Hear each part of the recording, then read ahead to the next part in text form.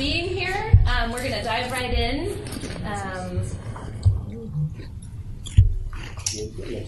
I do, yeah. Somewhere around here.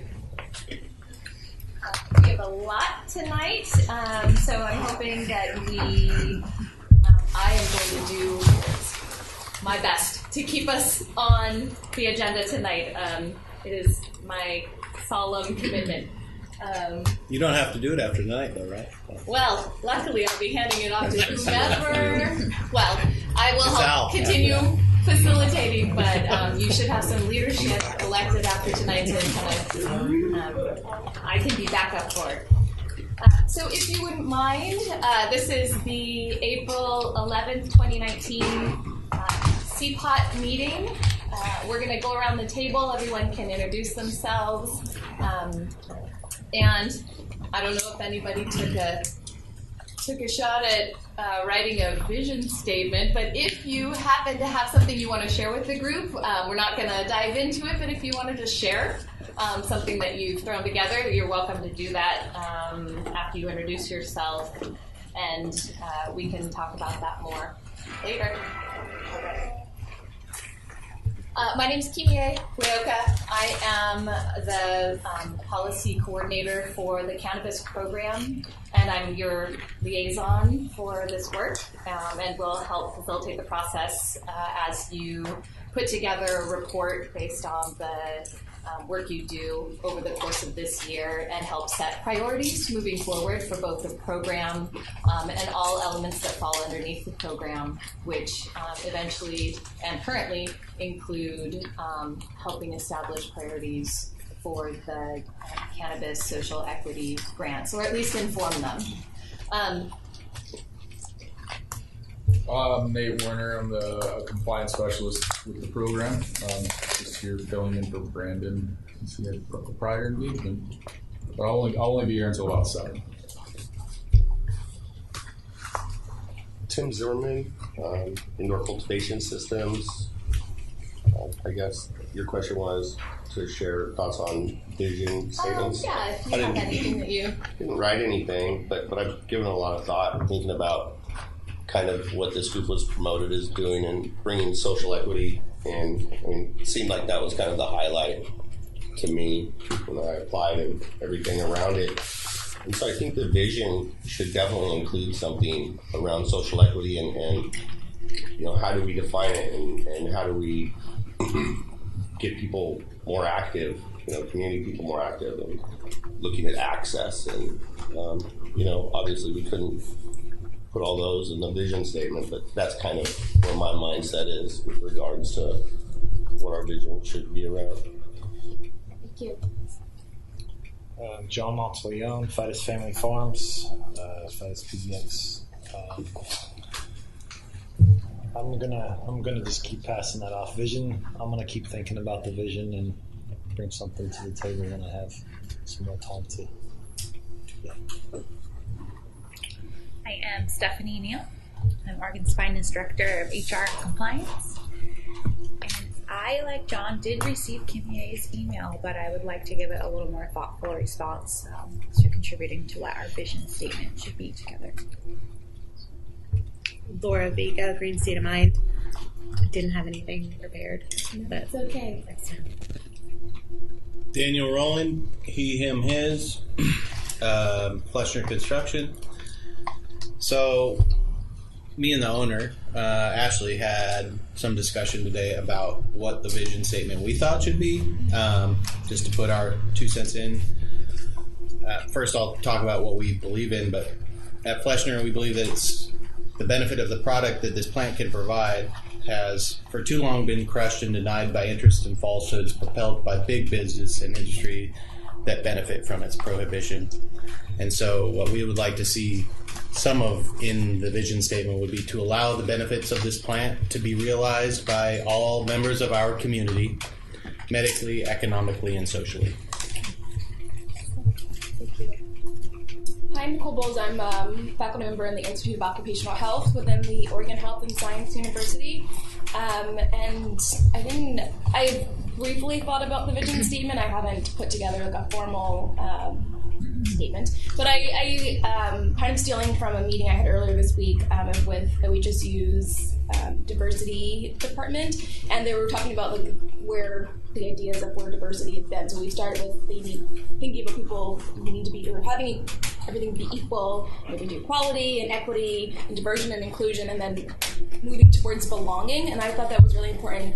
That the vision statement kind of welcomes or thinks about that in the sense that we want a community that's welcoming to all. So right now with so much stigma, there's still quite a bit of division. And so we want people to feel comfortable, whether you're using or you're not, in the environment. And then of course we want, we do want it to represent, all backgrounds and, both the workplace and growers and all of those things. But yeah, so we're thinking about belonging and welcoming and not just necessarily equity.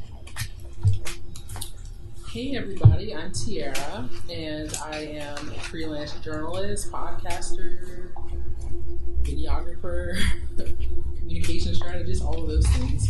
And I have been traveling for cannabis-related work on the East Coast, so I did not have time to think about a vision statement.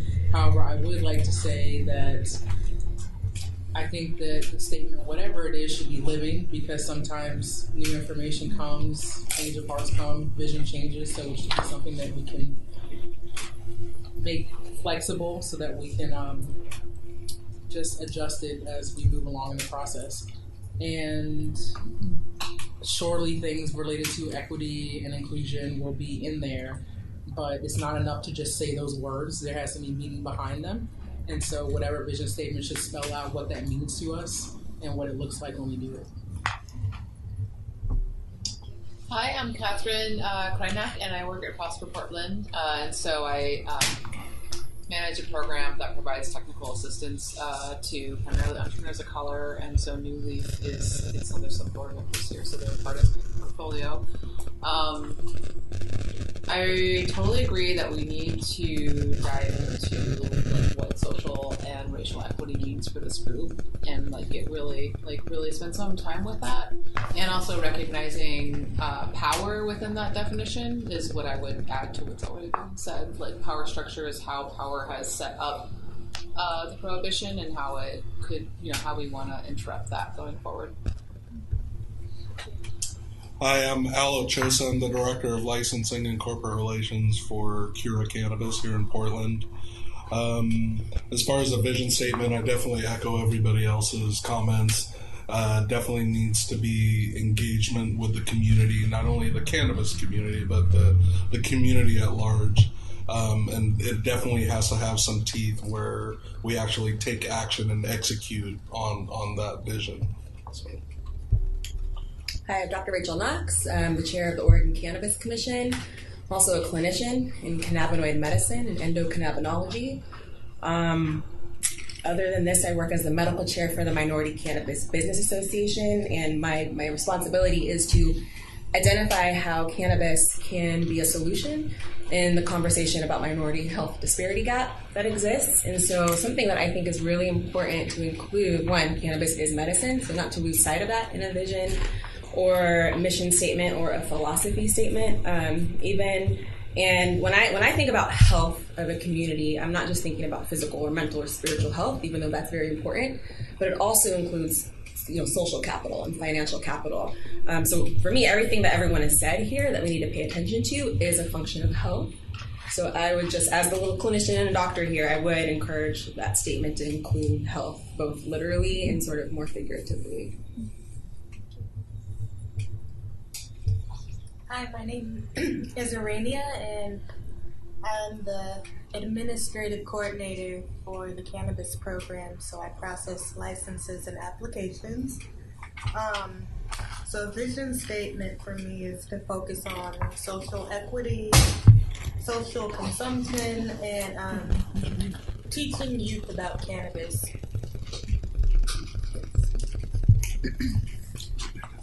Thank you, everyone. I'm sorry about the trick chair, Al.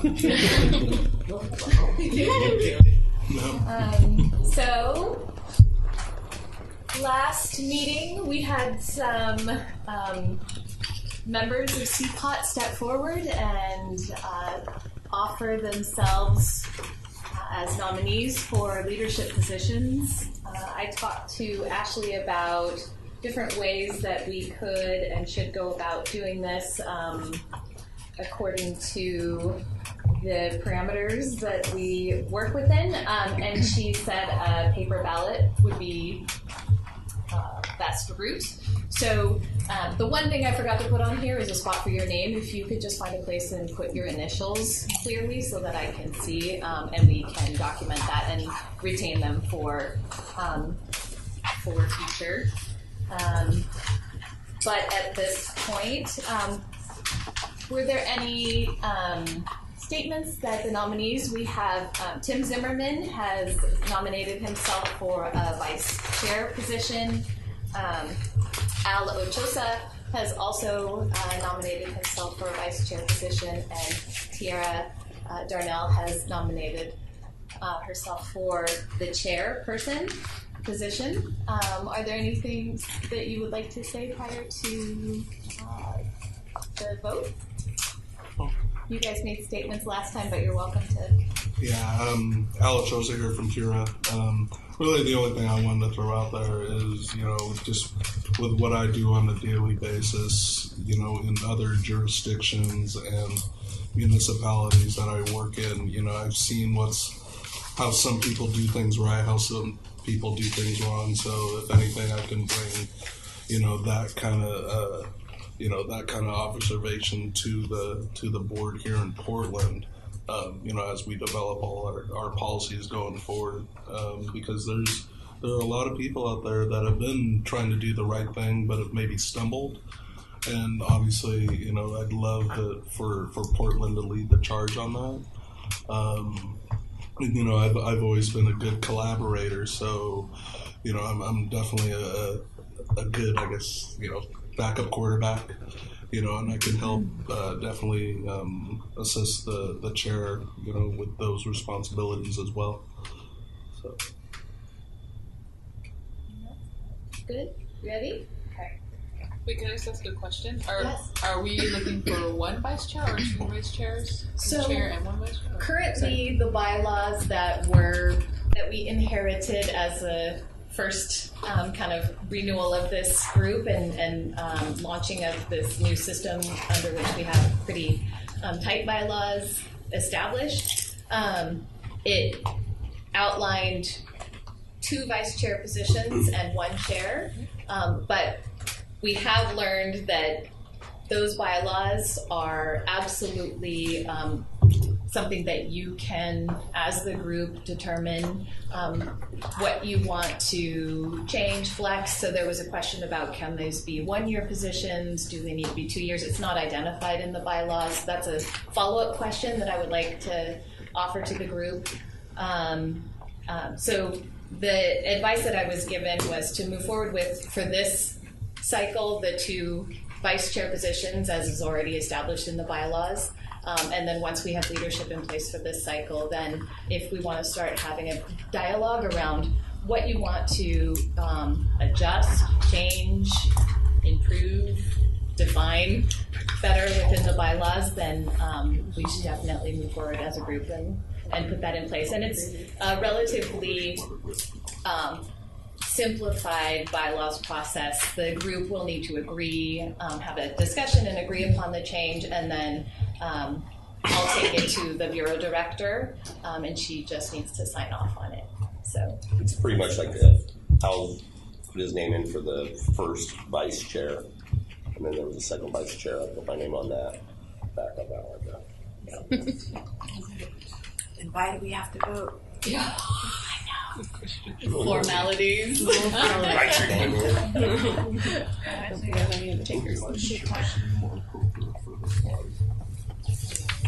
Thank you. It's my chosen vice. So.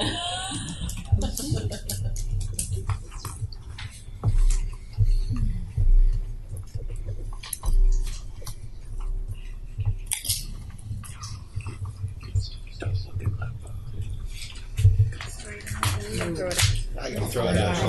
Right. I know. Yeah. And if you could just fold it in half and hand it back to one of us, then Lorania can tally the votes and announce the leadership. The suspense. I know. Sorry. Oh, she's coming on. I like it. Chairs are so difficult not to just sit down. Yeah. Al's going to be short one vote. We know who it is. I saw his ballot. Especially that was even higher.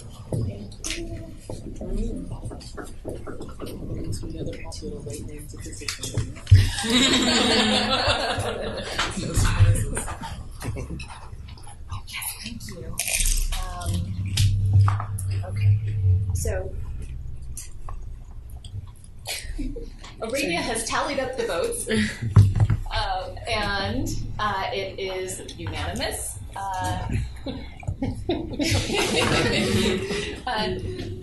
Tiara Darnell will be the 2019 CPOT chair. Al Ochoa and Tim Zimmerman will be vice chairs. Would everybody like to make a decision right now about are these 1 or 2 year positions for the leadership? Do you have, as the newly elected leaders, do you have a preference that you would like to share with the group? Looks like Can I say something, or am I? No, go ahead. I was just going to say, I think we should probably keep it on a 1 year cycle, just because we don't know what's going to happen in 12 months, as far as who's going to be here or not. I mean, I'm assuming everyone's going to be here for 2 years. We all signed up for 2 years, but you just don't know. So maybe we should just make it a yearly thing. It makes it very simple. We're going to vote on this yearly. I second that. We vote the same Plus we people. can, We all vote the same people. in. That's fine. I actually was a little confused about whether it was a 2 or 3 year term because I thought that we were supposed to pick some people who were going to be 2 years and some that would be 3. Right. So I wanted to. I was trying to hold off on making any of those sort of permanent decisions until leadership was in place. Oh, okay. But yes, you're right. So I will need. We'll need to figure out some system for just gathering who would prefer to be 2 or 3 years, or if everybody. I mean, the goal is to stagger so that you don't have everybody leaving at once. So, of course, it's a voluntary and position. You're not locked in, or there's no fiduciary commitment there. But we do ask for either a 2 or 3 year commitment at this point. But do you want to lead the formal decision making around this Sure. 1 year cycle? For 1 year voting on leadership, say yay or nay.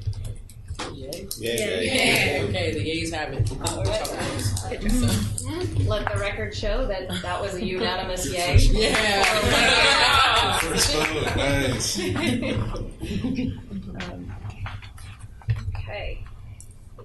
And we'll have some time set aside at the end of the meeting to work through how the group would like and leadership would like to go about setting agendas moving forward.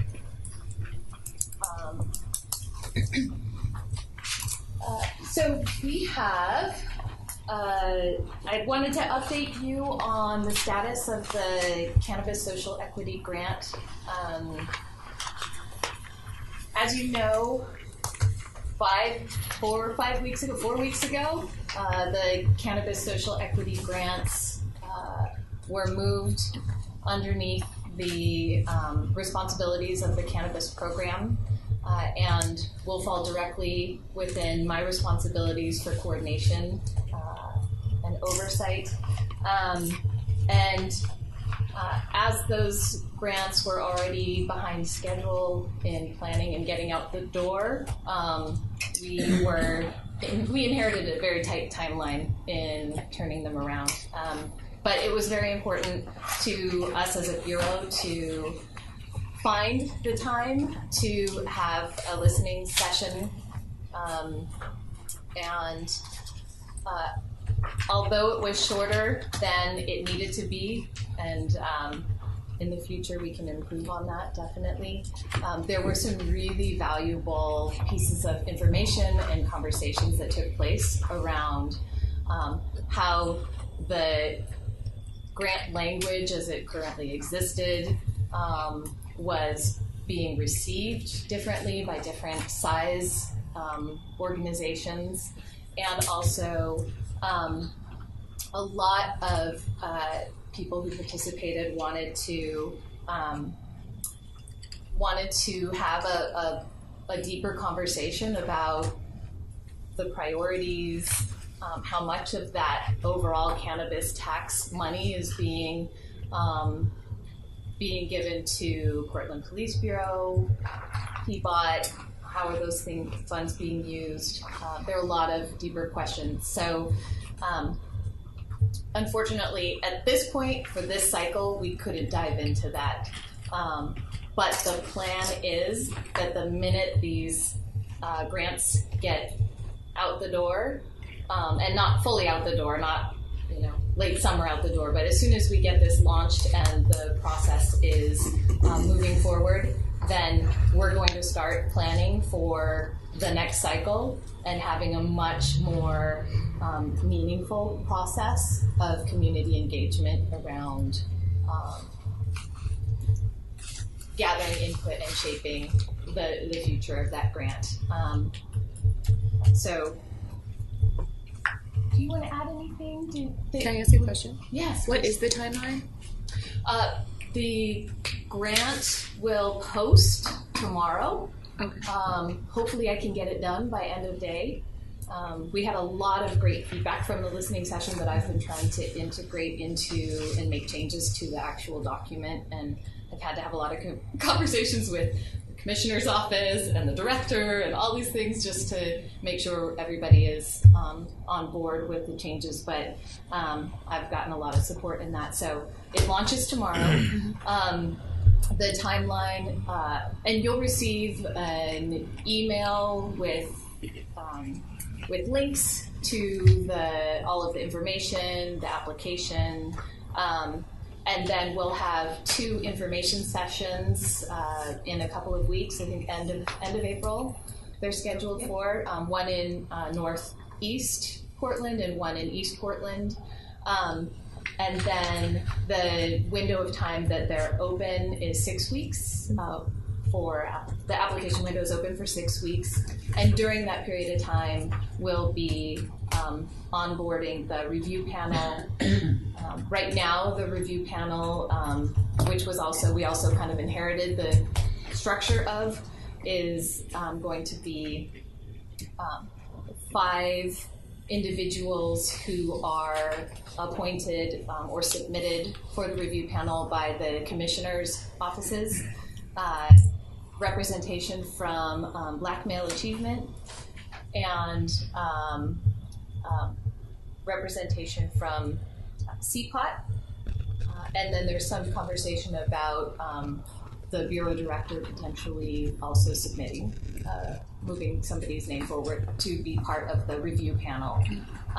So we'll be onboarding the review panel, and then hopefully as soon as the window closes, they can keep the grant moving forward after that. And the anticipated start date for work, for reimbursable work, would be end of summer, early fall. It's hard to say it's kind of a little squishy there at the end because of all of the round and around that has to happen with the city attorney's office and also internal billing stuff, but that's the timeline right now. I just had one other question before we get into the meeting. Are we all set now as far as the city attorney and being public officials and all that HR training and all that stuff? Do we have to do any more of that? That was something we talked about the first meeting, and I don't know where we're at now. So there is an additional HR training that I have been requesting, and I'm just waiting to find out when we can get access to it. And then there is a foundational equity training that Ashley would like to come and provide, and that's it. So is that going to be something that is going to be provided at a CPOT meeting, or is that something we need to come in and deal with on our own, or where's that at? My understanding is that the HR training is one that you'll be able to do remotely. Okay. And that the equity training is one that she would come and provide during a upcoming meeting. Okay, thank you. Yes. But that's a great reminder. I want to pause for a moment before we move forward and give everybody the opportunity. If you today we'll be continuing a conversation about priorities and conversations that are high priority items taking place, or that you're having conversations about out in the community. And those will ultimately influence the report that we shape for the final report at the end of the year. So I want to give you an opportunity right now. If you have any conflicts of interest, or you have any potential conflicts of interest with this activity today, the work we'll be doing, now's a chance for you to just disclose that. You'll still engage in the conversation. It's just for the record, allowing you an opportunity to. Tim Zimmerman, Indoor Cultivation Systems. I'm a cannabis business owner. I hold multiple licenses, so pretty much anything we do, I have probably a potential conflict of interest. John Montclair on Fighters Family Farms, I would have to probably say the same thing. Part of the cannabis industry. I'm not an owner, and I have not been to Salem this week. Laura Vega. I am a cannabis business owner in the city of Portland, and I am a board member of New Leaf, which is a nonprofit that has received a grant from the city of Portland in the past. Daniel Rowland, Fleshner Construction. Anything we talk about is probably a conflict of interest for Fleshner Construction as well. Tiara Darnell, I work for the city of Portland, Bureau of Planning and Sustainability. I don't think that there's going to be any conflicts of interest with that, but just putting it out. Madeline Martinez, I'm also a member of New Leaf Project, and I'm a board member of NORMAL, National Organization for the Reform of Marijuana Laws, and the co-chair of the Normal Women's Alliance. Chair, I'm sorry. And that's what I do, and I own the world famous Cannabis Cafe when it's open. Catherine Krajniak, and I work at Prosper Portland. We are a pass-through entity for the small business assistance, so we fund New Leaf, but I don't have any personal conflict. Yeah, Alo Chosa with Kira, and I'm not aware of any personal conflicts at all. Dr. Rachel Knox, Oregon Cannabis Commission. I do not speak on behalf of the Oregon Cannabis Commission in my capacity as a member here. Also a board member for New Leaf. Thank you very much. So I provided you all with a draft of the feedback from the listening session. We were able to capture most of the conversations that took place at the different tables, and these are kind of broad groupings. And I have been able to take action on almost every single one of the items, which makes me feel good. And once I have a final action to add to these, then I will put that in a different font or something underneath each of the items so that everybody can clearly see what was impacted. And that'll go on the website as well, on the Cannabis program website under the Cannabis tax page.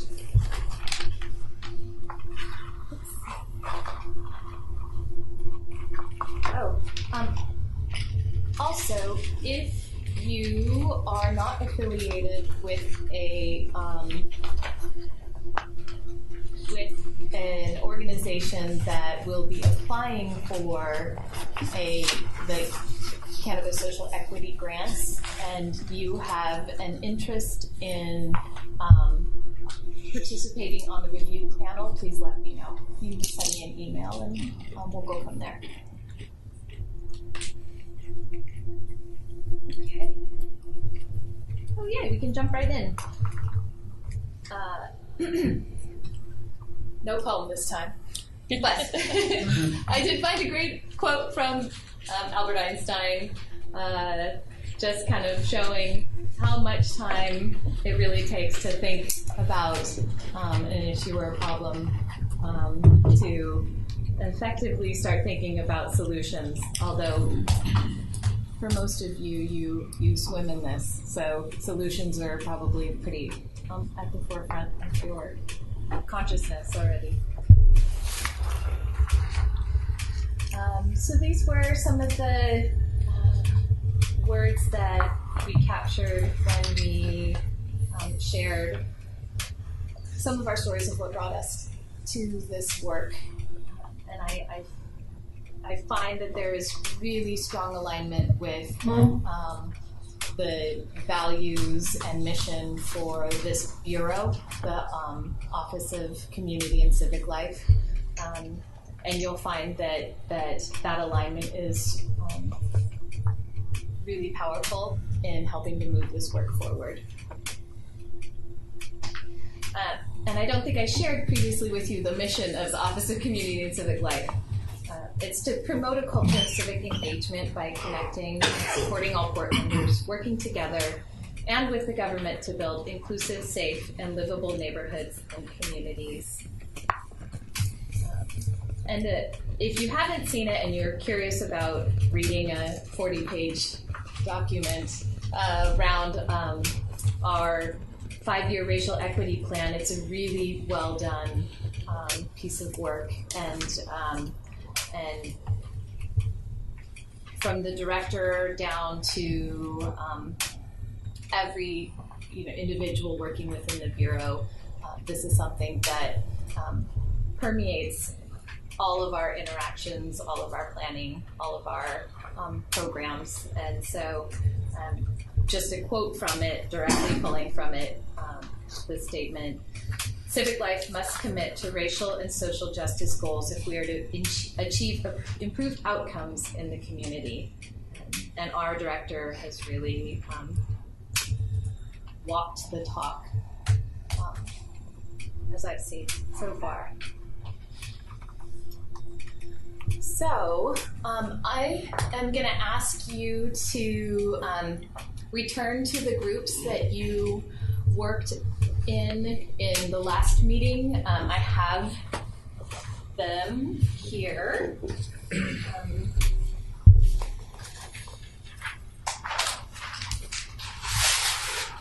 And again, I tried to create these groups with the thinking around different experiences and skill sets, and also splitting up the farmers. So unfortunately, the only usable, not art-filled, I love the art, but space are these two pillars here. So if you could work around these. I've also taken the things that you already put together and started to put them on the bigger stickies so that we can start to do some organizing and grouping at the end of this brainstorming session. So we're brainstorming a different, this is a totally different question. So we're continuing the priorities discussion. Okay. The question is really just to kind of get juices flowing. It's aligned with what hopefully you're all bringing to these conversations anyways. So we're going to add. We're going to. You're adding to yes. it. Like literally all of us are like. Sounds good. Let's make it happen. What followed were concurrent breakout discussions about potential priorities for the Cannabis Policy Oversight Team. Because the discussions took place concurrently, the audio from this portion of the meeting is not included in this recording. You can find the result of these breakout discussions at portlandoregon.gov/cannabis/CPOT in the April 11, 2019 CPOT meeting minutes document. In that document, look for policy and program priorities brainstorming continues for the minutes of those breakout sessions. right.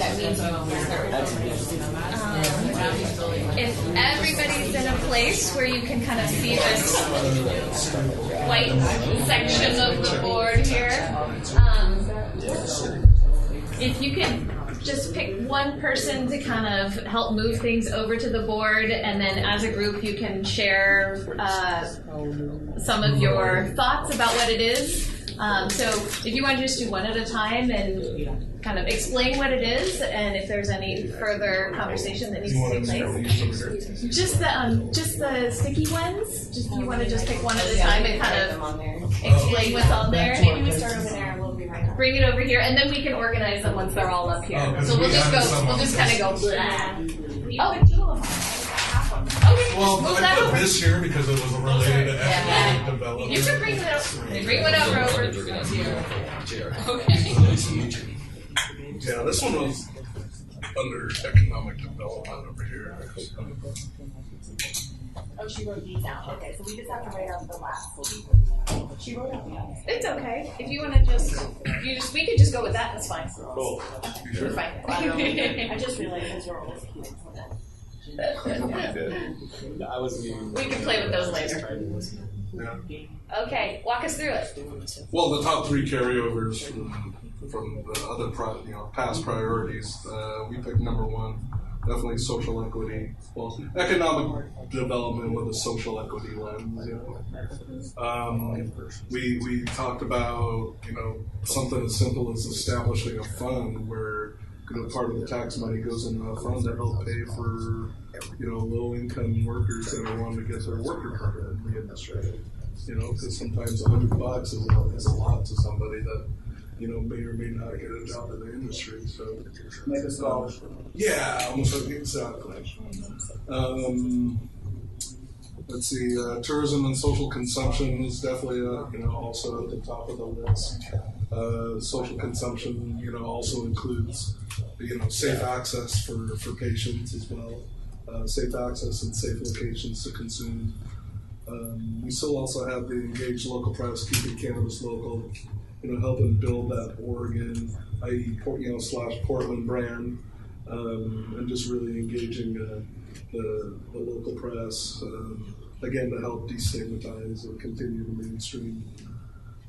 As far as new priorities, we picked the first one is compassionate giving, again, with the eye on the medical community, especially as they're struggling with the advent of adult use coming on board here.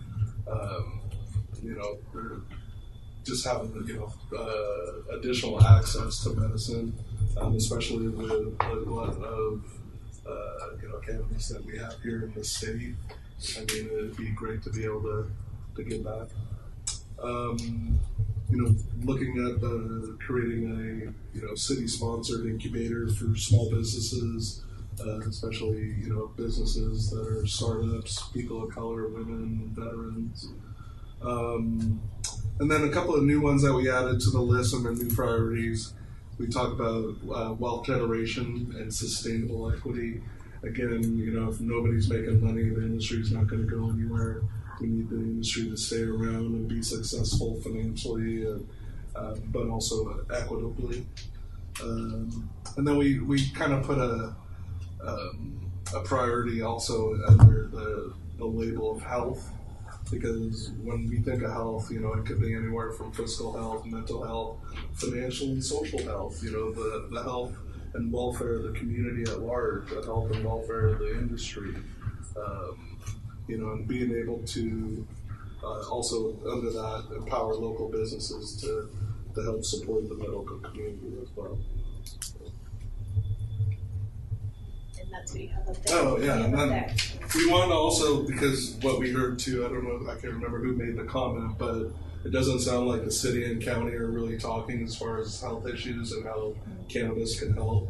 So being able to help establish some sort of engagement or at least a conversation between the two, because I know Multnomah County and the city of Portland, if they combine forces, could probably do a lot. I think the main thing on that was the county health is not engaging with the city. When we're sitting here engaging on this, we should try and engage with the county also. So county health doesn't seem to be wanting to educate themselves either. They're in this little box and they just feel that that's all there is. And that's where a lot of people who don't have access are going to go. So Right, They don't, and they don't have education. It's not gonna help they're not them. protecting our children by doing that or anyone else. Yeah, and the thing is, there's many cities within the county that have cannabis activity and cannabis businesses trying to flourish within the county. So I don't know why the county wouldn't want to be more educated on what we're all trying to do. So, and I can share with you that I used to work at the Multnomah County Health Department, and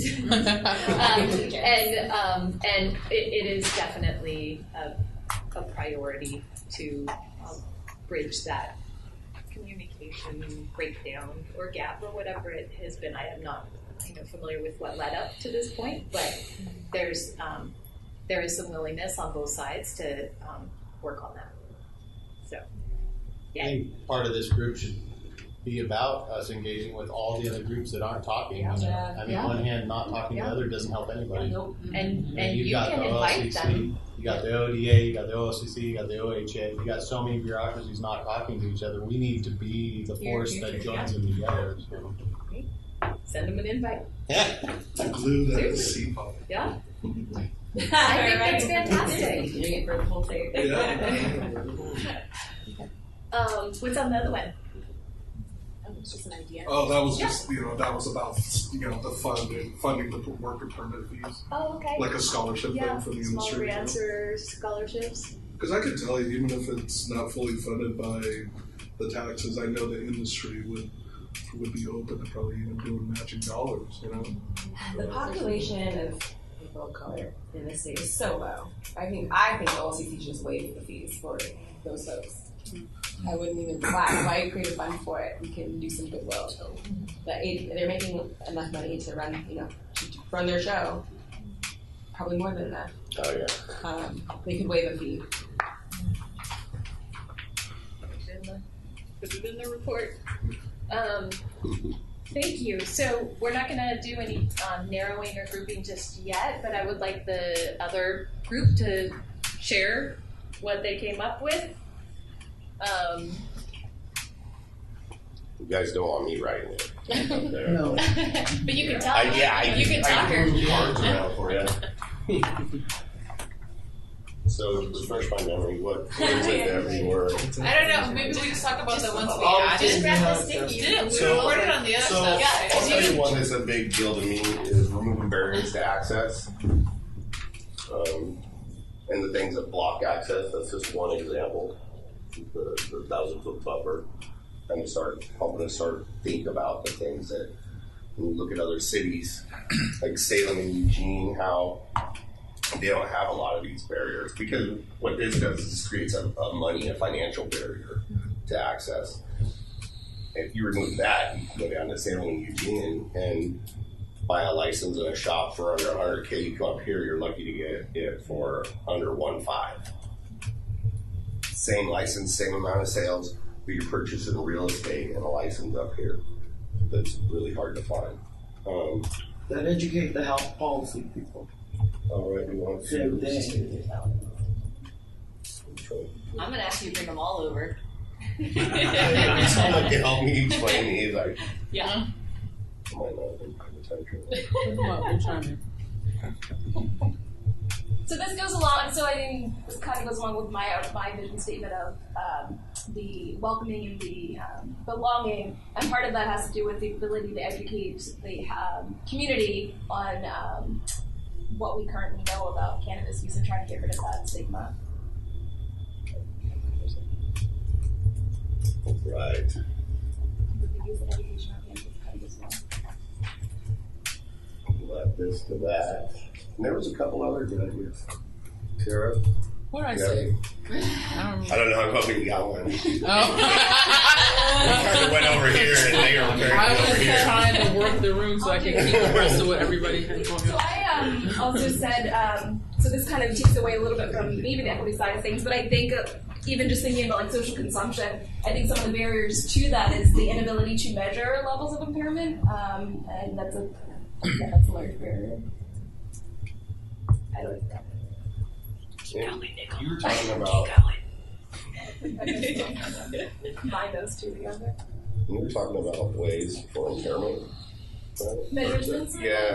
I'm saying we don't really have any now. Like people have tried to develop apps. I mean, the thing is you want something that you can look immediately after use. So like within an hour or two to say, because someone's driving and we know that they're intoxicated, we can't say, oh, they have it in their urine, so that means they could use it 30 days ago. So some means to know that the person was driving under the impairment or under. That can only be determined through vision impairment. So if I'm going to off and all over. I think they're trying to say like there's some balance, some apps for balance that might be used. They're just doing the general and law straight. They're doing Right. Well, so they're just doing a general. That will never happen. Yeah. So can I ask what you guys are looking for out of that measures of impairment? Are we trying to find a solution to that? Like we need an impairment scale? Is that what you're looking for? I was just coming up with things so that were important to the community. So I think for the research community, that's an important one. And I just grouped together with like maybe that's why we don't have social consumption sites is because there's no way to see if someone's used when they're traveling home. Gotcha. And what you guys are saying is that there is no way except through vision. Yeah, and like police officers aren't going to be able to say that. You need some like stronger proof to hold up in court. Yeah, the Portland Police Department already said they're not going to do anything about it. So they just fall back on the whole reckless driving or driving not paying attention thing if they want to grab people. Right. Okay. No, that's the DRE, drug recognition enforcement officers are highly trained and experienced. That's what they do already.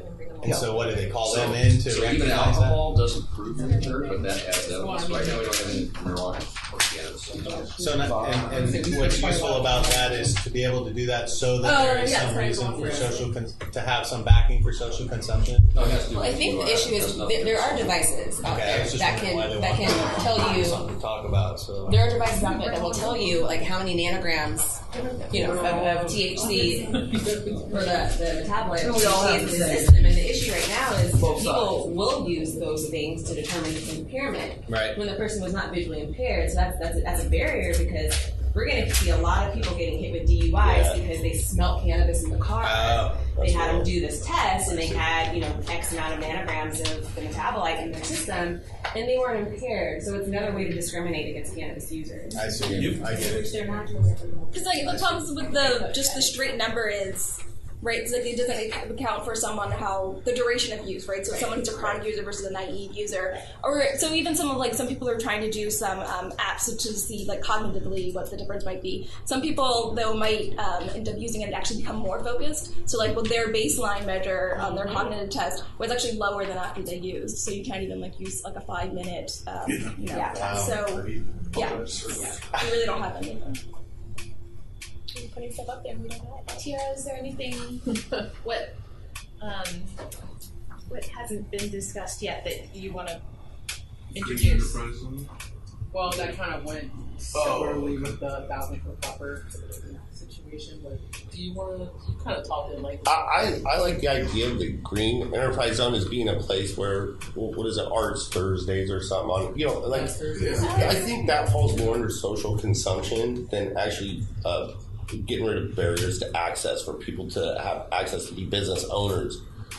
Start bringing people in and give them ownership in the industry instead of training people to be a trimmer, or like build people up that way. Mm-hmm. And so I see that more of social consumption, maybe. But I just want to echo that 1,000-foot buffer is not only restricting access for like new businesses and new licenses that want to come into town, but if you're an existing retailer that finds yourself in a situation where now you have to move, your options are really limited. Yep. I guarantee there are a lot more cannabis business owners could afford to participate if that wasn't there. So I don't know that we've already brought it up today, but in terms of workforce development, this was mentioned at the last meeting, but following the money once the grants are allocated, making sure that what people said they were going to do with the grants has actually been done. So that's really important. Grant audit. A grant audit should be a requirement. Presentation. Oh, right. That was the other part of that. Right. Workplace rights. Oh, yeah. We also want to be able to promote success. If it was successful. But that was centered around the conversation about contractors versus employees and how some people are hiring folks and paying them so little that if they're a contractor, by the time taxes are taken out, they're making nothing. I'm curious. In the state of California, state law requires that you enter into a labor peace agreement with a bonafide labor organization in California as part of licensure. It's only over a certain amount of employees, though. 20 or more. Yeah. So small businesses are required too. But those are but usually I'd people be who use curious contractors. because I've heard Right. both sides. People are like, yeah, they should be. They should. Is there a They might have more than 20, union? but we were talking about No, there's not a not cannabis union. a budtenders union. Yeah. I wouldn't let them charge on that one. Part of that is I think education though too. So the workplace rights, Yeah. educating cannabis businesses. Yeah, it's partially that, but it's also when it comes to people who are younger, maybe they're 21, 22, we don't get education around our rights Oh, right. as Okay, so you're workers. saying educating employees. Because even if the employer knows better, they also probably know the loopholes that they can get around, how they can explain things to people in a way that might get over on them so that they don't know better, especially if they're younger. Really, anybody of any age could fall for that kind of stuff. Yeah. The writing that's hard to read. It goes under the removing barriers to access. We were talking about the 1,000-foot barriers one, but what are regulatory and policy barriers that we should look at that restricts how cannabis, especially cannabis business owners of color, can participate. Cannabis tax money to remove barriers to employment. That's there, and clarity around consumption and use. Yeah.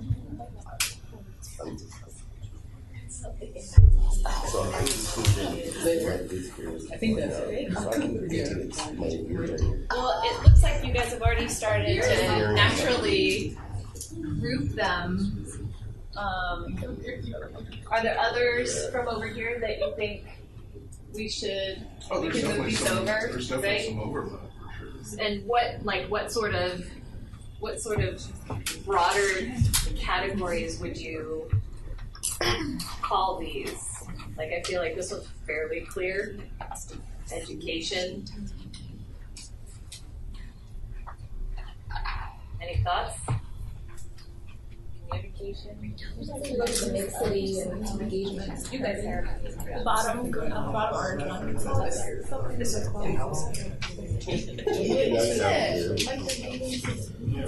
It's what? It definitely sounds like crickets. It sounds like crickets. It's some sort of machinery in that closet squeaking. Weird. Basically something like that. You should put that as the best thing you can possibly. Would you put housing for formerly incarcerated under removing barriers, or is that That's barriers probably to- separate. Okay. Because there's going to be things like Or social compassionate equity. giving. I Those think kind it's of looking more things. broadly at the impact of cannabis prohibition. Wow, you can take it. Receive a little bit.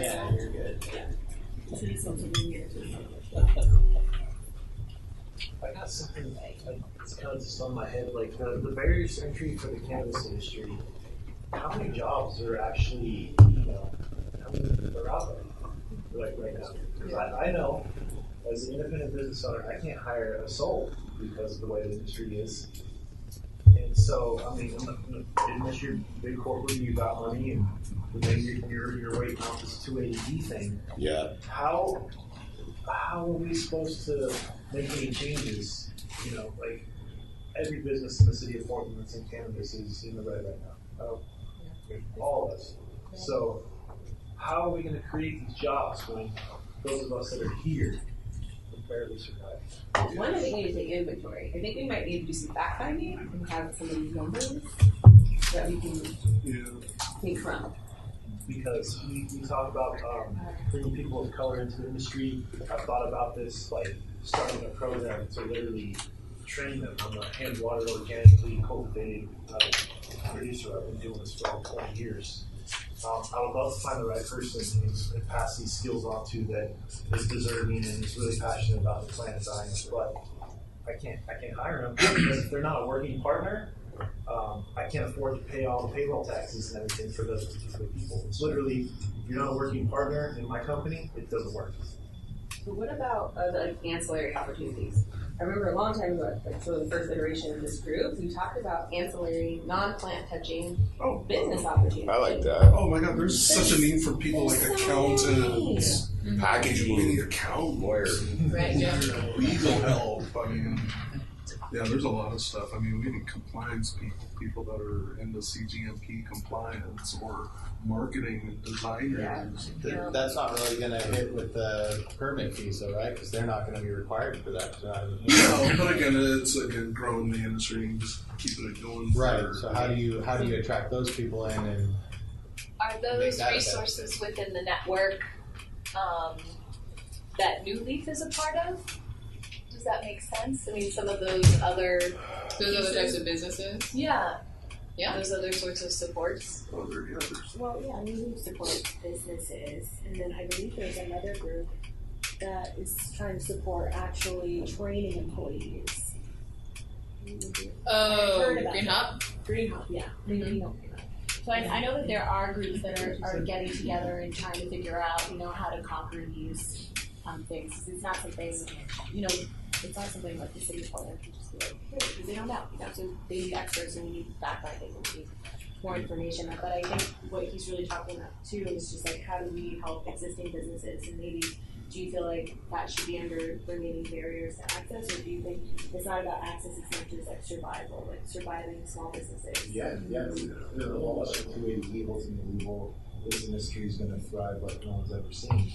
But until we get rid of 280E, we'll all have our hands tied. And, we're not really making money at this particular time. Even when the price point was really high, we still weren't making money. And any profits, I had to be diverted and put back into the company because you got to pay taxes on that. So really the problem is 280E. On a higher up level, like when we can get past that, that's going to create a lot of opportunity for everybody. There's kind of two parts to that. John's right, and he owns a retail and a production also. On the production side, we can take normal business tax deductions. Retail, we can't deduct anything really. And so hiring people in production, but it's not making any money. It can be. No, but there are some ways around that, and you might want to talk. I mean, there are, but. You might want to find another. I'm just going to say, Oh, we because do. I was in for a long time. There are ways around it. You've got to find an accountant who is a great lawyer with them. With all the And it also, it also seems like it ties into this. How can the city support connection between the services that are out there, the expertise that's out there? How can the city help use the resources we have or acquire additional resources based on the feedback we're getting from you, from community, about prioritizing communications, right? Connection and communication. And building community. I know that at the listening session there were a couple of participating organizations there that were not familiar with New Leaf's work, and I thought, oh, that's a huge gap and an area that we could immediately utilize the resources within our network. We can start with building the community. We didn't know about that one event a few weeks ago. Yeah. Didn't know about that. Right. And I felt like when I was in the room with a bunch of those folks, I didn't know most people in that room, and they didn't know who I was or what I do. Right. And so I think part of this conversation has to be around meeting each other. Right. And knowing who's in the community. One thing I will say I was just talking figuring that about out. this on the sidelines too is that if that's legal, I don't know. Right, I can talk about that. Yeah. I'm like, You can talk to each other. but I was gonna say that the organizer of that didn't really seem to want to reach out to people who were in the community to bring them in. It was very pleased to do their own thing. So there was an event, whatever, was it 2-3 weeks ago or something like that? Yeah. That was a national It happened, Yeah. So how do we all know how to network because we're all here right now, and that's why we're probably a part of this. And how do you incentivize that kind of networking between like you just saying right now to him like, hey, I might know there might be ways for you, and he didn't even know that you were a lawyer prior. Like, how do we incentivize that and bring the experts like you who's been a lawyer, us who've gone through all these permitting nightmares with the BDS, how do we turn this into something that we can all like tap and like reach out to other people? Right, so my expectation is, through this process, we will determine, 3, maybe 4 items to prioritize, and then you guys will determine how do you want to work on building out some real tangible items that you can move forward to the program, to the bureau director. Some of the things, there might be opportunities and resources to start working on right away. It doesn't have to wait until the report is generated. So feedback like, hey, we need to build some community and networking opportunities now. We don't have to wait till the end of the year. If that's something that like you all are recognizing, and it's feedback that we're already getting from the community outside this room, then come up with some ideas. I mean, I think that if you guys generate some ideas, then I can take it back to my supervisor, Brandon, and we can take it to Sook and we can say, hey, we want to spend some money on putting together this conference. We want to spend some money on putting together a regular networking night, a mixer night, or I don't know, you guys come up with some ideas. Well, and then also understanding what the Office of Community and Civic Life. Don't call it ACL. We're not allowed to call it ACL. Yeah. Where are the parameters for you guys to help us? Because we could come up with a million different things, and if we don't know where you guys can take it to, I mean, what is the process for us to, like you just said, more than I really understood till right now. You're going to take Brandon Brass, going to take the Suki, and you're going to say, hey, can we do this thing? Well, is there how many of those things can we do? Is there a budget? Is there a budget? Right. Is there things we can do, we can't do? Like, what's the power that the city of Portland, your office has for us to carry through these ideas? Can you guys do regulatory changes? Right. Do we just throw parties? That's the thing. Like, how many of us are familiar with the state's regulatory statutes around cannabis? Right, because we can have a bajillion ideas, and if statute doesn't allow us, right? But when the city supersedes state, and that's what I'm saying. So the city can knock a bunch of stuff brilliant off. ideas, if policy or statute doesn't facilitate that, or it provides that barrier and has to be changed. Well, I just want us to think smart.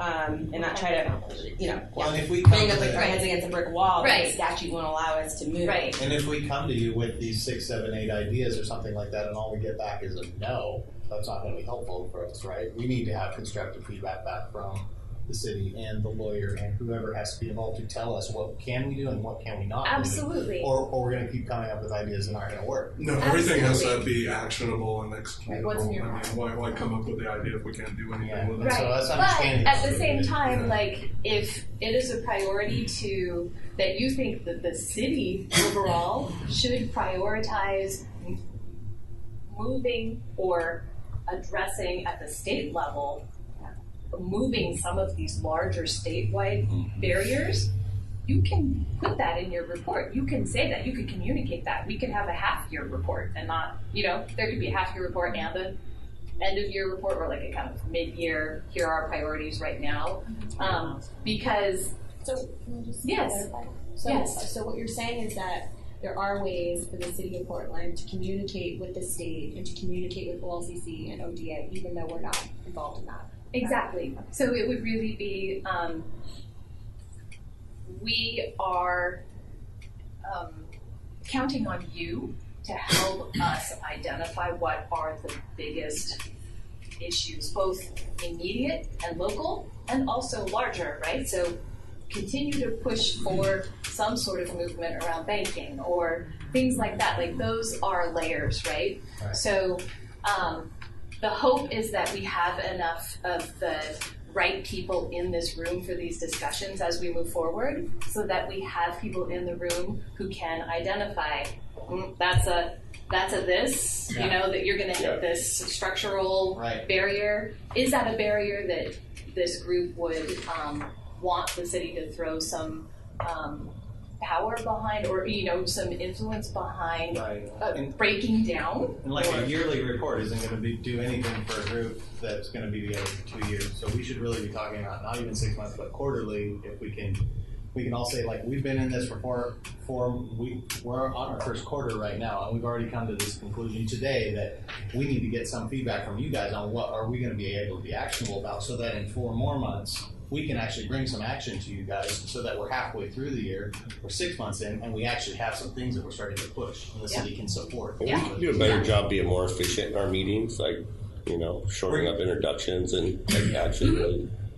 And I mean, we're just getting through all of the, like, are we through our policy? Are we all good for BPO officials? All that stuff now. It's just a little bit frustrating, but we only meet once a month, so I get it. It's not only we're going to have to go as quick as we can. And that original timeline was based on having this final report at the end of the year, and the whole year kind of builds up to that. But if what you guys think is more effective is having some kind of quarterly update that gets generated by the group, and it doesn't have to be expansive. It's just kind of like, here are the things that we've worked on in the last quarter. Here's what shook out from that, and here's what's rising to the top for us right now.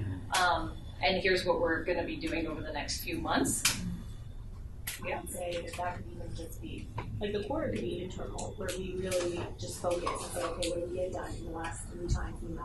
And what do we need to do? Because maybe the meetings can have that component to it, organizing our thoughts into moving forward, and then definitely submitting the report in 6 months. Because writing out the report of, okay, this is what we know in 6 months, I think is a little more. Right, I agree with that as far as the report, but maybe we should talk about going like, hey, let's on the 4th month and on this, on the 6th month and on the, let's go to the city council and say, hey, here's what we're working on. I like that. Here's our brief report, and here's the things we want to talk to you guys about and to know that we're working on, because we're going to bring this to you in a report in half year, or whatever it is. And I want to be effective. And I want to be clear that the reports that get produced go to the director. And then it's up to her. But what we do is make sure that Sook is here once a quarter, so that you can report out to her during the meeting. It's on public record. Well, would it be possible for us to have a report from the city of Portland on what's actionable, what's not actionable, just to guide our thoughts, like maybe at the next meeting or in an email or something? Yeah. So my hope was that we would have some broader categories here, and then you would determine what additional information do you need in order to move forward from there. Because right now, it's pretty clear there's some info that we need to bring people in, outside experts, outside resources in. So how do you want to prioritize who you bring in? And then it's my job to try and get them to come here. And if you want the first to be Multnomah County Public Health. Yeah, that's it. But I mean, because on all of our actionable items, everybody wants social consumption. Right. And I think we should prioritize that as an actionable, bring Multnomah County in here and let's try to educate them. Yeah. And I know that the people and the groups that I've met with from Multnomah County and also from Portland Police Bureau, Drugs and Vice, are open to having a discussion as long as it's a discussion, right? As much as we pay them, they should come. So Right? I'm still you know, upset about that. $2.5 million for what? I think that That's what I want to this know. is probably a good point for us to kind of pause and have a little bit of a break. And That's why I was interested. I feel like we were kind of in the last agenda item, agenda setting discussion. yes. So I'm gonna try and give these some overarching names while you're having a break. Please take 10 minutes. We're good. We're a little behind, but I set aside a lot of extra time for the agenda setting, which I think is a little padded. So please take 10 minutes and just have something to drink. If you haven't eaten yet, please eat. Say hello to our guests. Hello. Okay, everybody, I had to jump in there and get more focus there for a second. I was like, okay, hello.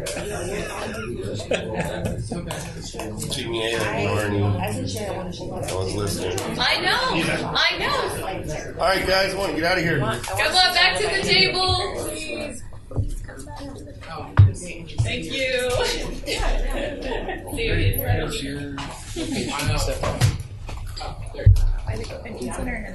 Okay. I have to remain somewhat professional. That's great. We did, but we can edit it out.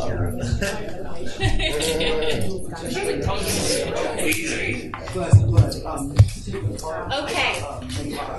So, as you see, I made no progress in getting categories here. Do you want to propose some? We just need kind of a name right now as a placeholder for some of these larger categories. Removing barriers.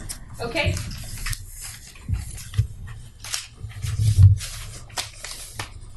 Social consumption. But is that actual? I take no responsibility for my spelling right now. Social tourism and social consumption. Yeah. Access. Yeah, removing access slash barrier. Or how was it It's worded? about access for everybody. It kind of fits in the same one. Remove barriers fits with access, right? So should we say? And Kimmy, talking about things that are actionable. So when we're looking at like City of Portland rules versus state rules, there's a lot of rules that are City of Portland specific. How easy is it to just go in there and redline some stuff? I mean, that's just ridiculous. But only for Don't say uncle. whatever it is. You can just say civic life. The civic short life. version I of mean, civic life. a lot of those were your guys' policies. Yes. So, and without having a specific example, I can't tell you exactly. Even if it's something really small, that's a procedural thing within our licensing, we can probably make some changes to it fairly quickly. There's some agility there. If it requires an ordinance change that must go through and be adopted by City Council, then that's a lengthier process, but it's not impossible. Oftentimes, it's easier for us if we group those. So, Maybe just get the rules for the City of Portland and go through and start crossing stuff out and saying, I mean, honestly, because that would alleviate so many issues. Actually, both Nicole, Dr. Bowles, and Dr. Knox both asked if the group would consider prioritizing for the next agenda, having a walkthrough on the city ordinance. Yeah. That'd be great. The city ordinances, and we can kind of start there. So that's something for leadership to consider. Okay, so access, removing barriers. Communication between city and county and state. Would you say that building community encompasses communication as well? Those are two different things. I think I do too. building community mean them. Okay. Communication for sure. Okay. Siri agrees. She didn't announce herself in the beginning.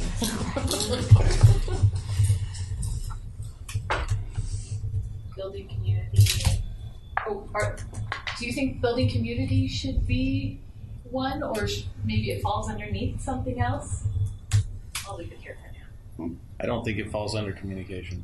I think it's some other word, Mission social statement. mission or something. Vision. So, building community.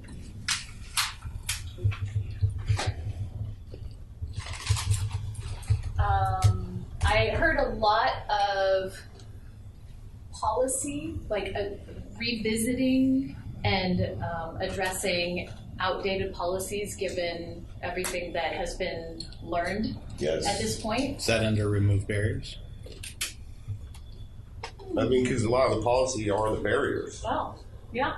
So maybe that still stays underneath there then. Maybe you can write a note, side note their policy. I want to say it's a little different because updating policies could be how money's allocated, and that's might be a little bit different than maybe barriers, because allocating money could be again going to mental health or research, or so I think it's different. Resource allocation, maybe something like that. Well, I feel like at least by saying updating policy, then it's still like more broad and can incorporate it. And if some of them cross over. Or I know we talked about informed policy making. I mean, would that be Policy making, that's I like pretty that. general.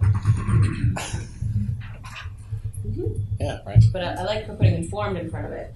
Yeah. Because a lot of our policies everyone okay aren't. with that? No. Yeah, that's fine. Yeah. Okay.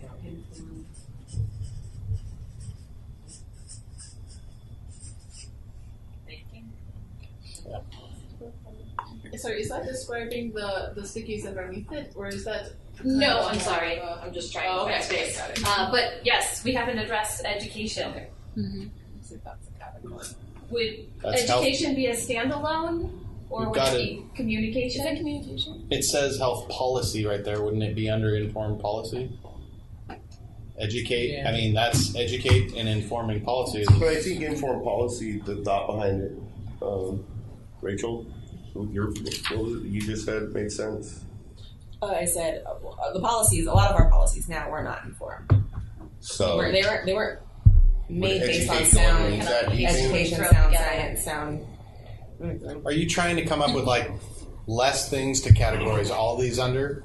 For now, yes. And So then maybe we should just try and go like, we're going to do 4 or 5, whatever it is. We're going to do these, and we're going to try and get all of these things to fit somewhere. And if they don't, maybe we come up with something extra if we have to. Does that make yeah. Okay. So do you feel like education could be a branch underneath communication? I think it's communication and informed policy. It's Yeah. It's split her, put her right in the middle. All right. Okay. And I will also try and kind of organize these on paper for you guys and send it out after. So I feel like, let's see, and then looks like economic development, or would that be removing barriers? Is social equity and economic development not part of our vision? Couldn't that just go under the vision? That is part of this, right? Vision of the group. So that's the foundation for all of the work that comes out, all of the priorities that come out.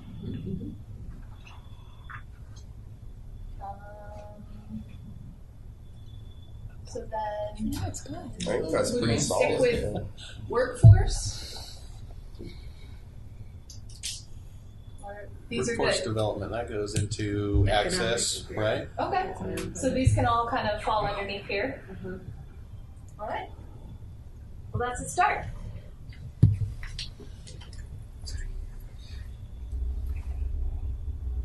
Does anyone see anything that's under there that shouldn't be where it is? I mean, we'll probably, like you were saying, once we start looking in and going deeper into each of those, then maybe move things away or It's like writing a book or something like that. consolidate. Yeah. I just don't want you to leave Kimmy and not have our input on how you're going to organize this for the next meeting, right? Oh, yeah, and I'm not going to organize it differently than it is. I'm just going to make it more readable Okay. for you. So in like a matrix. And that'll be where we start from at So I guess the one thing was, how is the tourism under, I guess communicating. Because there's tourism and social consumption under communication. I don't know. Now Is that should be under green enterprise, would that be under Removing barriers. removing barriers Or, like no. tourism and social consumption? Yeah. Or is that Yeah, removing barriers. That's the city of Portland barrier. Or it's a policy that's incorrect that we need to inform. I don't know. That's a pretty big one, guys. Social consumption. Yeah, and there are some that could probably sit right at Well, that could sit in the vision, right? Because that, like, if part of our vision is that what I'm hearing a lot of in this group is we really want to focus on social consumption. That should sit in the vision category, and we'll attack that later in more focused. Maybe not tourism and social consumption, but social consumption for sure has been a word I've heard a lot from different people saying we really want to look at this. Is that part of our vision? Well, I think social consumption includes tourism because that's why people come here. So but it's also like with their carry-ons. Yeah, That's so how quickly they want to I do think it. we've been definitive under vision versus something ongoing. I think it's like a goal. That's a goal, part of our vision, right? Yeah. Right.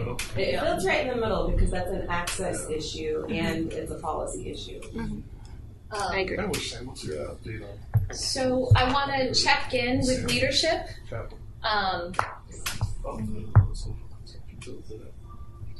What do you want to prioritize for the next meeting? What do you want? What do you think the group? Do you want to? You signed up for it. I know. Were you still talking about staying after? What was the question? No, so the You agenda just wanna setting will happen during the meeting. We all stare at her. The other day saying that we could stay after for about 15 minutes after the meeting. Maybe I was wrong. If you want to, but the guidance that I've been given is that the agenda setting should happen with the group during the meeting, and that you guys would just kind I of didn't mean need it. that I'm sorry, I was wrong. I didn't mean to set the agenda. And there was like a I thought you fact were talking about the way that That's a it's priority because none of us know what Those we two can do. things Yeah, are right. enough for. I think so too. Yeah. I'd love it if we It takes a talked long time to about get that through whole stuff. quarterly. Especially- how she I'd love it if we facilitate it. talked for us. somehow. Yeah, we talk can. about. No, I don't know. Just touch it Yeah, next I time. mean, How are we I gonna had start carved out some implementing But I didn't mean like staff. Well, so said- that was one of the things that I was trying yeah, to no, get no. over the 2-minute break is like I had carved out some time so that Yeah, as a group we could talk about what that would look like moving forward. We got so engaged in this other that I think at this point, if we can like land on a few things items don't to happen definitely if we're only going to have talk to them 3 or 4 set for next agenda, Yeah, and we the can next keep 2 years, working on nothing's what gonna that's go going to with look us. like moving Like, if forward. we can like say, hey, Cool. we're I going feel like I keep and we're going to have Suk in here. being a roadblock. No, not at all. Whatever it is, then maybe But we maybe. also Well, have I can people ready give- to have on the days that we're going to have asked. Sure. Like, I can have some personal experience from the past was that when we had an informal group, kind of writing being able to report to them was a way for this city to say, okay, people from our community have told us that this is what we should prioritize, and then they act on that. So it's almost like a way of informing themselves about what the community wants in like an organized way. So maybe it would help to hear from the city of Portland how they use those reports. Maybe you know. Okay. And I mean, I feel like just parliamentary procedurally, talking, we should at least like hit the minutes from Rainey at the very beginning and say, hey, what did we talk about last time? I mean, you're kind of already doing that, Kimmy, but I don't know. No, we can definitely That's make it a more formal. Yeah, totally. Yeah, We'll try and right. fall into that procedural thing a little bit more, and then we'll all get on page with that. Well, I mean, we can set that too. Yeah. Going forward. In fact, I was going to suggest anyway that you and I have a conversation and get on the same page a little bit more. Yeah. So. Yeah. But I think that's easy. We can achieve that. Yeah, totally. Yeah. So far, you said, because she missed it, that you wanted to. I just want to hit the same thing I already talked about. Was like the quarterly. Like, how are we going to do that? Because we want to have things happen faster than we're going to write one big summary report yearly. That doesn't do anything for us actually trying to move things. As far as I'm concerned. Well, it's at the speed that the industry moves. Yeah. So and also, I don't know if there's any best practices. There, like how many community advisory boards from other bureaus and everything else? Like what's worked? Hundreds. Right. Yeah. So probably nobody's ever aggregated any information from them to be like, this is what's working really well for this board, and maybe you can You know, Maybe people knowing do the how same they thing. use the information could be helpful. Yeah. Because then we will say, oh, okay, they really are only going to look at it once, or okay, they're making decisions all the time that we could be informing. You know, so knowing more about how it works would, I think, be helpful. And then also just kind of a little bit more of the ins and outs of the city policies that are in place currently. Does that sound like kind of two things to prioritize for next time? Yeah, and we were saying before you jumped into this conversation that should be enough for the next meeting. Okay.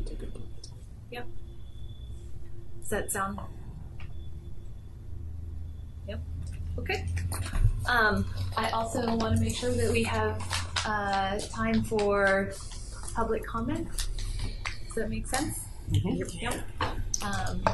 And then you and I definitely. Sure. Okay. Is the public comment based on how people signed up, or is it just anybody goes? Usually, I mean, we're kind of winging it here, so it's really Mike. That's me. Nobody else signed up? Nope. Travis, you doing something? You gonna say something? Yeah, I was saying. Okay, all right. Well, hi, I'm Brock. Glad to be here. I really feel this is moving forward in a very cohesive manner. It's really, I mean, I've been to every meeting. It's like it just kind of builds, which is really great. I just want to echo what Dr. Knox said about pretty much all cannabis is medical. That's how I use it, you know. And so the issues are, to me, is like education. All right, so I like the idea of a what you call a conference or a, you know, it's like a symposium. Basically, you could have some exhibits with vendors, you could have some community outreach people there, and then you could also have some forums to educate people, and that would really be neat.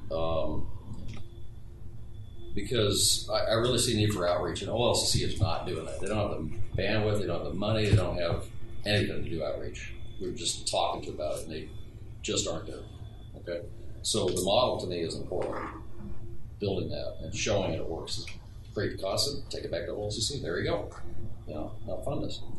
The second thing is donations. I mean, there is a service called Project Scarecrow that's almost up and running. So that's the pathway, not touching a plant, but maybe a software type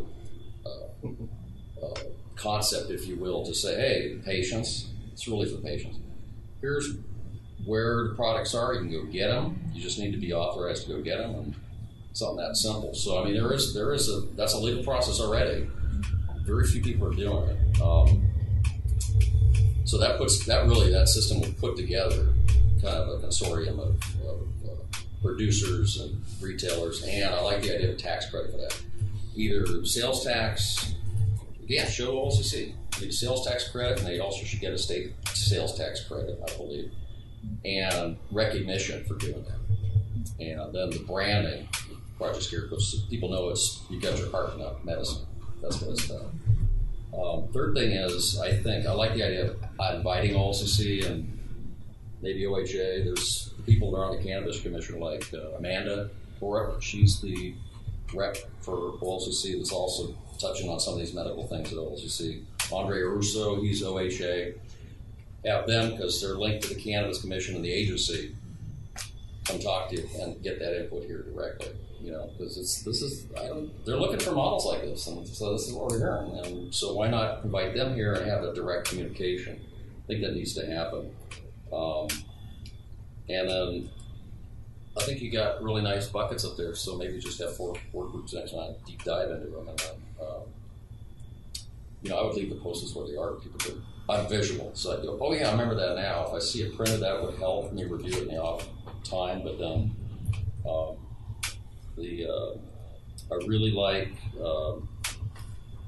the camaraderie and the actual conversations I'm hearing. I think there's a lot of synergy in this room, and hopefully we'll be able to pull some of the other parts of the community in. They're going to hear about this and see this working.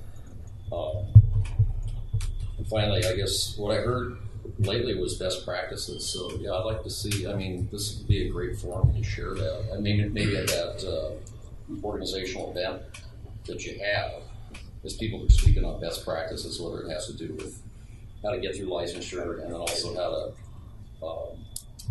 One of the issues with OLCC, and maybe I don't know how it would come about, and I've testified to this, They need to prioritize licensure with social equity. Okay, right now it's like, oh, you're already in line. Yeah, but look how it's been barely 4 years.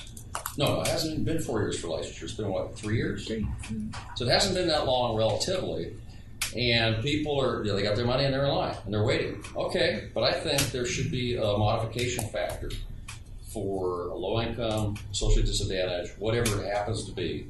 It's hard to get money, it's hard to get venture capital, stuff like that, and so licensure, that becomes more valuable. That I think you should have a higher place in line. So that's a conversation with Amanda at OLCC, I think. She's not the one responsible, but to take it back to them. Yeah. And so anyway, that's my point. I like what you're doing. I think this is really valuable. Thank you. Thank you. Should have had that from the get-go. It's kind of late now. We missed it. We're going to miss it, Mark. Hi, my name is Travis Maher. It was great to be here, and it's awesome to see this in action. My only thought, really, that I want to get out now as I sort of digest what I've learned around the table tonight and heard what you guys are talking about is I hear a lot of talk about the opportunities in the cannabis space for minorities and people who have been obviously disproportionately affected. But it seems like that train, unfortunately, has left the station, and I'm curious as to what's the real opportunity out there for people of color, for minorities that still exists. So that's worrisome to me. But to add to that, the people who have been affected for decades and really centuries as this continued form of slavery in the form of the drug war, because the train is here and the devastation is behind us. I don't hear anybody talking about using the money or creating opportunity for outside of the cannabis industry.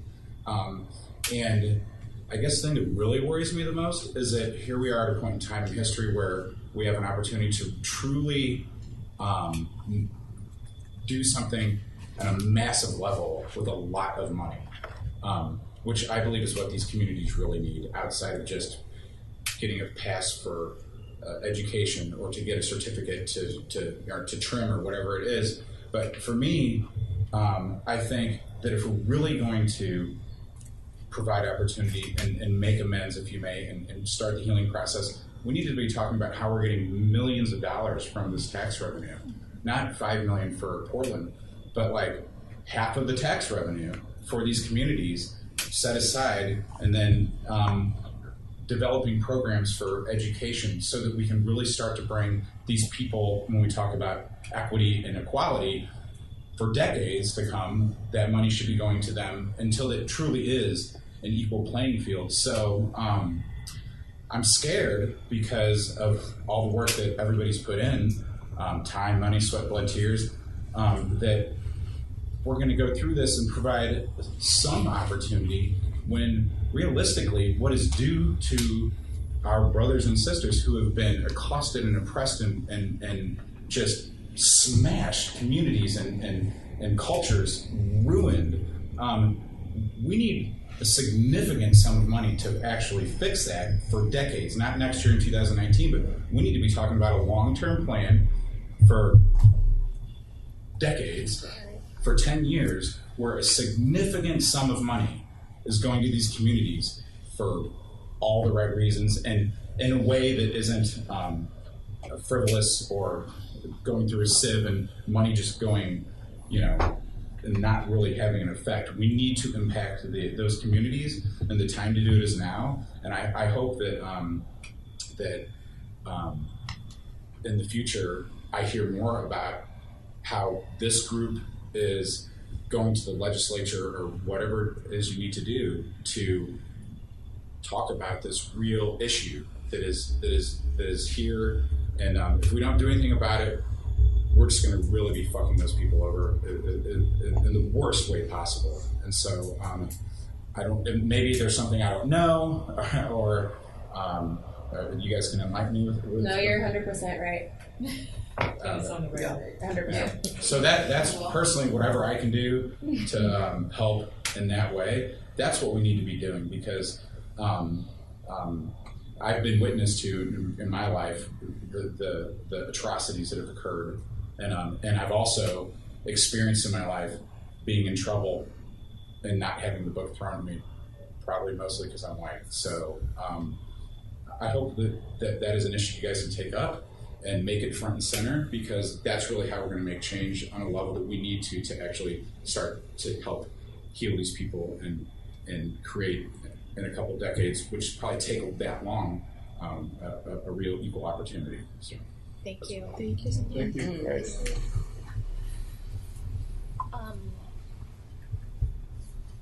It's late, but would you like to stay and talk with me now, or do you want to set aside some time to get together separately?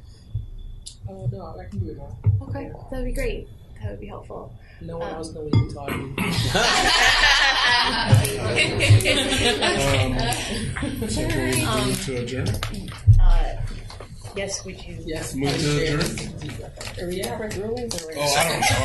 We haven't used them all meeting. Well, and that's Motion another to thing. adjourn? Yeah. If you want to use Robert's Rules of Order, those are absolutely within your. Second.